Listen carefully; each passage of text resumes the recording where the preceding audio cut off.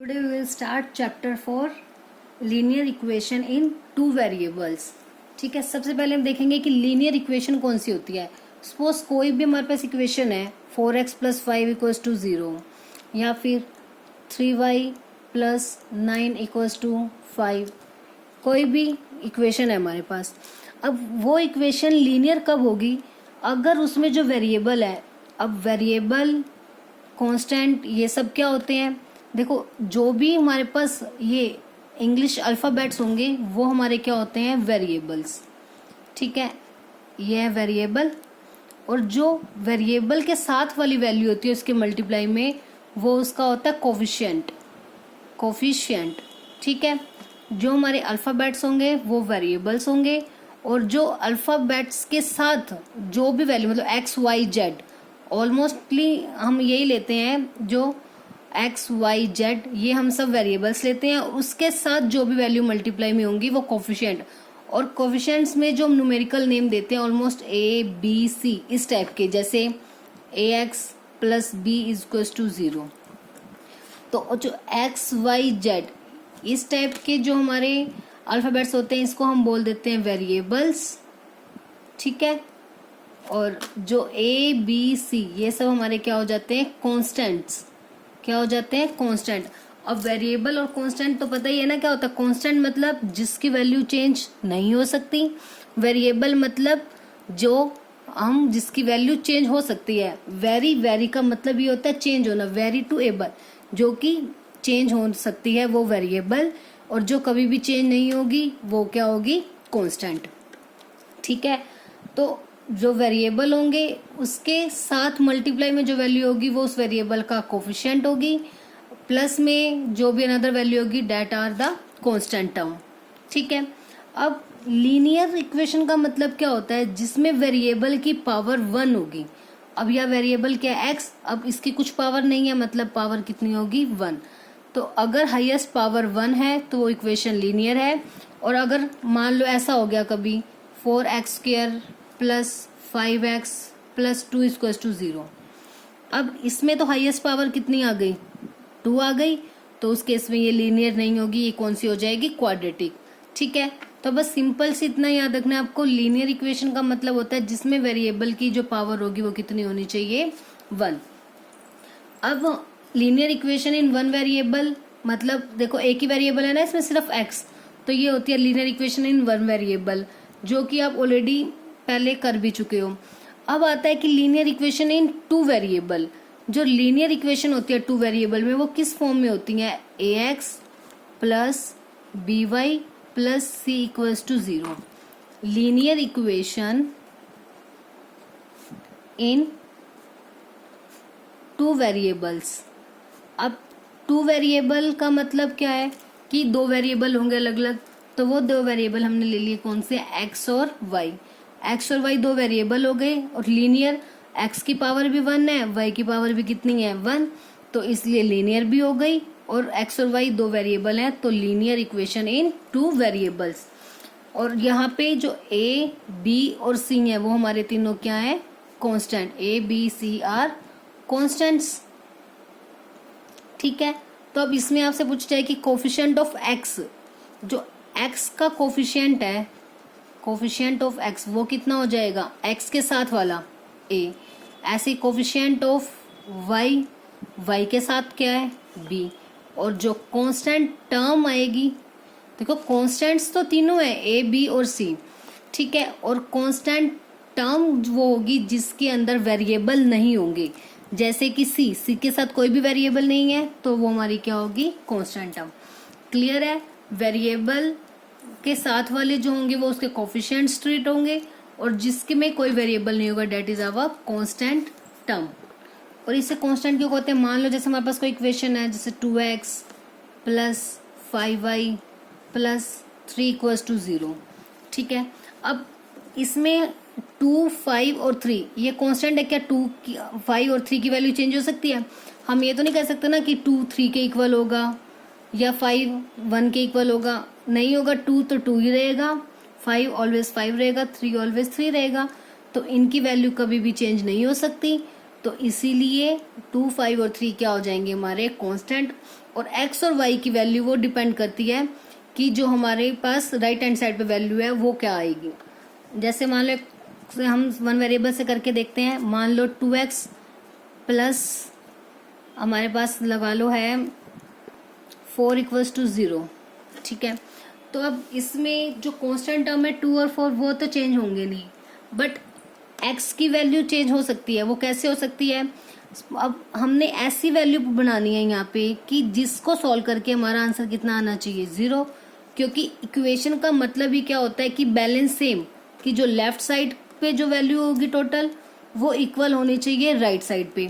Right side पे हमारे पास क्या वैल्यू है, 0, तो यहाँ पे x की ऐसी वैल्यू पुट करनी है जिससे पुट करने पर लेफ्ट साइड भी क्या बन जाए, 0, ताकि वो इस राइट साइड के इक्वल आ जाए, ठीक है। तो अगर हम x की वैल्यू को -2 पुट कर दें तो 2 इंटू -2 प्लस 4, तो -4 प्लस 4 कितना आ गया, 0, तो आ गया ना 0 इक्वल्स टू 0, ठीक है। तो x की वैल्यू ऐसे ही चेंज हो जाएगी। अब मान लो हमारे पास आ गया 2x प्लस का 6 आ गया इक्वल्स टू 0, तो इस केस में x की वैल्यू क्या हो जाएगी, -3। तो x की वैल्यू, x अ वेरिएबल है जिसकी वैल्यू चेंज हो सकती है, बट 2, 4, 1, 3 ये सब क्या हो जाएंगे हमारे कांस्टेंट, जिसकी वैल्यू कभी भी चेंज नहीं होगी। अब ऐसे जो हमारा अब हो गया, जैसे 2 वेरिएबल में इक्वेशन आ गई 2x plus 5 plus 3 equals to 0, तो ऐसे ही इसमें भी x और y की वैल्यू डिफर होती रहेगी। तो इस टाइप में जब भी हमारी कोई भी लीनियर इक्वेशन 2 वेरिएबल है उसके इनफाइनाइट सॉल्यूशन होंगे, इनफाइनाइट सॉल्यूशंस। देखो वो कैसे होंगे, सपोज आप एक एग्जांपल लेके चलते हैं, x प्लस वाई प्लस का 4 इक्वल्स टू 0, ठीक है। तो x प्लस वाई प्लस 4 इधर आके ले लिया हमने माइनस। अब इसके इनफाइनाइट सॉल्यूशन कैसे होंगे, सपोज मैंने लेट कर लिया कि x की वैल्यू 1 है।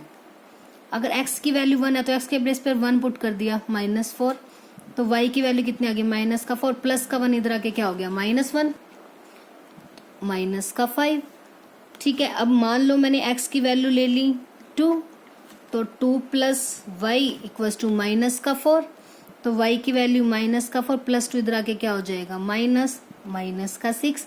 मतलब जैसे जैसे मैं x की वैल्यू चेंज कर रही हूँ y की वैल्यू भी क्या हो रही है, चेंज होती जा रही है। ऐसी x की वैल्यू हम कोई भी नंबर पुट कर सकते हैं, नेगेटिव हो, पॉजिटिव में, इनफाइनाइट तक बहुत सारे नंबर है। तो x की वैल्यू जैसे ही हम चेंज करते जाएंगे y की वैल्यू भी डिफर आती जाएगी। इसलिए जो भी लीनियर इक्वेशन होती है हमारे पास 2 वेरिएबल में उसके इनफाइनाइट सॉल्यूशन होते हैं, ठीक है। अब एक्सरसाइज 4.1 क्वेश्चन नंबर 1 क्या है, the cost of a notebook is twice the cost of a pen, write a linear equation in 2 variables to represent the situation.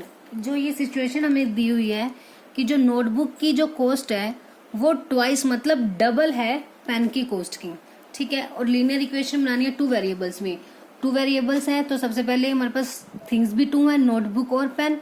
तो लेट कर ली जो कॉस्ट ऑफ नोटबुक है वो कितनी है, ₹x। ऐसी कॉस्ट ऑफ पेन हमने कितनी मान ली, ₹y। अब अकॉर्डिंग टू क्वेश्चन क्या बोला हुआ है, कॉस्ट ऑफ नोटबुक मतलब x, कॉस्ट ऑफ नोटबुक मतलब x, इज का मतलब होता है इक्वल, कॉस्ट ऑफ नोटबुक मतलब x मैंने राइट कर दी, इसका मतलब इक्वल, ट्वाइस का मतलब 2 टाइम 2 मल्टीप्लाई, ट्वाइस का मतलब होता है डबल या फिर 2 time 2 multiply the cost of a pen, cost of a pen मतलब y। बन गई equation, x equals to 2 multiply y 2y। अब हमें किस फॉर्म में दिखानी है इसको, represent the equation in 2 variable, और 2 वेरिएबल में इक्वेशन कैसी होती है, ax plus by plus c equals to 0, इस फॉर्म में होती है।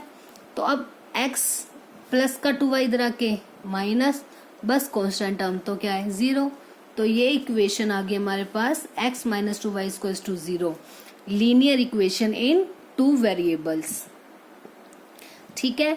अब इन्होंने बोला ना कि नोटबुक की कॉस्ट डबल है पेन की कॉस्ट की, और 2 वेरिएबल्स में दिखाने है तो एक को x लेट कर लिया, एक की कॉस्ट को, एक को y।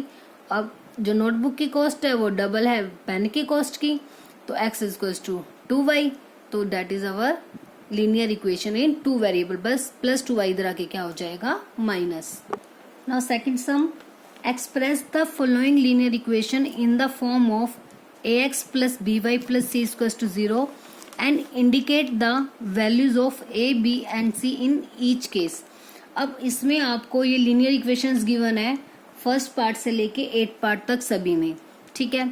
अब इन सबको आपको इस फॉर्म में रिप्रेजेंट करना है, ax plus by plus c equals to 0, और उसके बाद आपको ये बताना है a की वैल्यू क्या होगी, b की वैल्यू और c की वैल्यू क्या होगी इन केसेस में।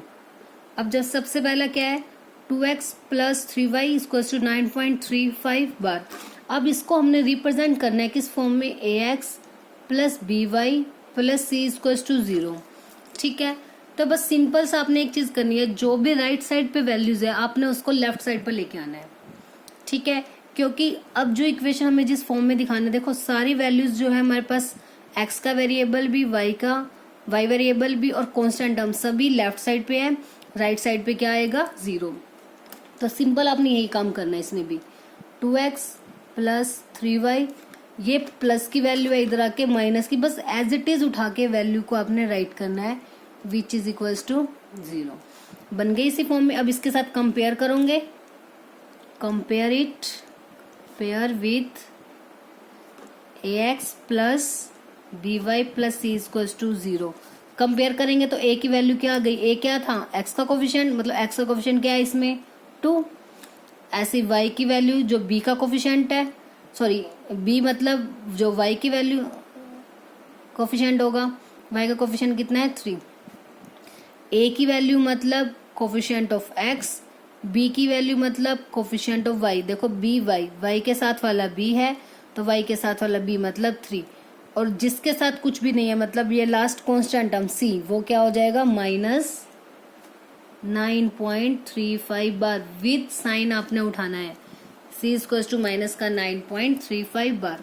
एक बार इसमें देखो, इसमें देखो ऑलरेडी इसी फॉर्म में है, इक्वल्स टू में ऑलरेडी क्या है 0, तो इक्वेशन आपकी ऑलरेडी इसी फॉर्म में है, तो बस इसको कंपेयर करने हैं।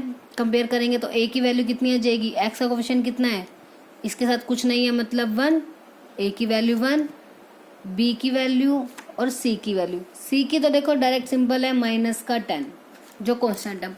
अब b की वैल्यू देखो क्या है, y के साथ क्या है, एक तो माइनस है माइनस, और बाय में 5, अब ऊपर कुछ भी नहीं है मतलब क्या लगा सकते हैं 1, तो y के साथ क्या होगा 1 बाय में 5, और साथ में ऑलरेडी माइनस तो है ही, तो माइनस का 1 बाय 5, ठीक है। ऑलरेडी देखो, ऑलरेडी हमारे पास जो कांस्टेंट टर्म है लेफ्ट साइड पे ही है, तो पहले से ही जो हमारी इक्वेशन है वो linear equation in two variable की फॉर्म में है, मतलब ax plus by plus c equals to 0 की फॉर्म में है। सिंपल आपको इसमें a, b और c की वैल्यू बतानी है, तो कंपेयर करेंगे इस इक्वेशन के साथ इसको। जैसे ही कंपेयर करेंगे तो x का कोफिशिएंट मतलब a, x का कोफिशिएंट 1 है तो a की वैल्यू 1, y का माइनस 1 बाय में 5, तो b की वैल्यू होगी माइनस 1 बाय 5, कॉन्स्टेंट टर्म मतलब c की वैल्यू माइनस का 10। थर्ड पार्ट में क्या है, माइनस का 2x plus 3y equals to 6, तो सबसे पहले जो इक्वल्स टू के बाद वाली वैल्यू है उसको इस साइड लेके आएंगे माइनस का 6। अब कंपेयर कर दो, a की वैल्यू x का कोफिशिएंट -2, b की वैल्यू y का कोफिशिएंट मतलब 3, और c की वैल्यू मतलब constant term debt is minus का 6। बस अब इसमें x minus 3y equals to 0। अब इसमें देखो जो a की वैल्यू है वो तो होगी x का कोफिशिएंट मतलब कुछ नहीं है मतलब 1, तो b की वैल्यू -3। अब देखो इसमें कोई कांस्टेंट टर्म तो है ही नहीं, तो जब कांस्टेंट टर्म नहीं है तो वो क्या हो जाएगी 0, क्योंकि देखो यहाँ पे कुछ भी नहीं है, तो अगर हम 0 ऐड भी कर देंगे उसका कोई इफेक्ट नहीं होगा, तो इसलिए कांस्टेंट टर्म की वैल्यू कितनी हो जाएगी 0। जो टर्म है ही नहीं तो वो हमेशा क्या हो जाएगी 0। अब नेक्स्ट में सेम 2x इक्वल है माइनस का 5y, तो 2x माइनस का 5y है, इधर आके क्या हो जाएगा प्लस का 5y इक्वल्स टू 0। तो a की वैल्यू x का कोफिशिएंट 2, b की वैल्यू y का कोफिशिएंट 5, कांस्टेंट टर्म तो है ही नहीं, तो c की वैल्यू क्या हो जाएगी 0। नेक्स्ट पार्ट में 3x प्लस 2 इक्वल्स टू 0, अब इसमें y वाली टर्म ही नहीं है हमारे पास, तो हम क्या करेंगे 3x प्लस 0 इंटू वाई लिख सकते हैं, कोई इफेक्ट नहीं होगा, क्योंकि हमें जो फॉर्म दिखानी है वो क्या दिखानी है, ax plus b y plus c equal to 0। ठीक है, तो अब ax मतलब x वाली टर्म है, y वाली टर्म ही नहीं है, तो हमने क्या रख दिया 0 इंटू वाई। 0 इंटू वाई होगी क्या, 0 ही होगा, कोई इफेक्ट नहीं होगा इसका, प्लस 2 एज इट इज। तो यहाँ से अब a की वैल्यू आ गई 3, b की वैल्यू 0, क्योंकि b x y वाली टर्म ही नहीं है, तो डेट मीन्स b की वैल्यू 0 और c की वैल्यू कितनी आ जाएगी 2, जो कि हमारी कांस्टेंट टर्म है।